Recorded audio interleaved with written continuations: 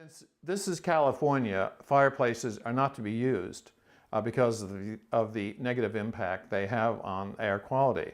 So the fireplace here has been thoroughly camouflaged, so you don't even know it's there.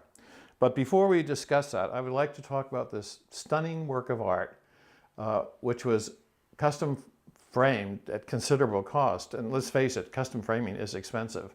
But when you have a work of art you love, it's worth the money.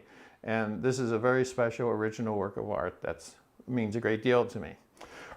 It's not only decorative, however, it's also functional because it's covering the cable connection for the flat screen that would be here. Now, I can't imagine why anyone would want a flat screen that high because of eye strain.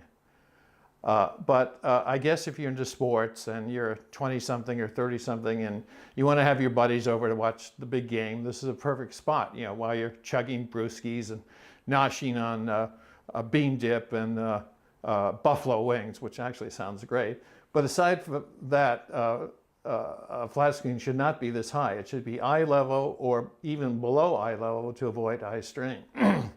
Now, as we go down the wall, we come to this white strip, which is actually a stylized mantel for the fireplace. It's so stylized, it looks more like an accent piece, but it's actually a mantel, and there is space on it for a display, which in this case is a nativity scene. Now, it was decided to keep this nativity out year-round for two reasons. First of all, it's too fragile to store, and secondly, there's no space to store it anyway. And it's a very unusual nativity because it's done in one piece, so you don't even realize it's a nativity scene until you get right up to it. And even then, you have to really look at it to realize what it is. The trees sort of give it away, but it's not very Christmassy, so it can stay year-round. Now we get down to where the fireplace is, and it's covered with a large canvas of the Manhattan skyline, which you can see on the edges.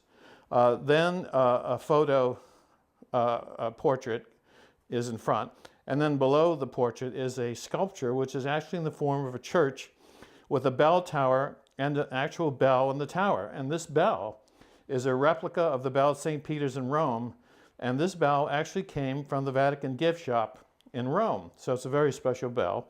And then we have a painting, oddly enough, done by the fellow on the portrait. And ironically, his father did this portrait. So the entire display is really a tribute to father and son and their respective art styles.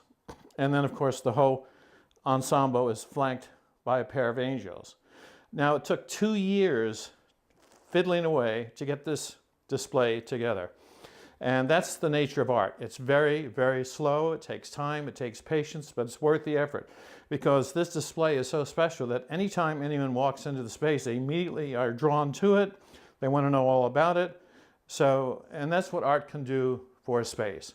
Art makes a space dynamic.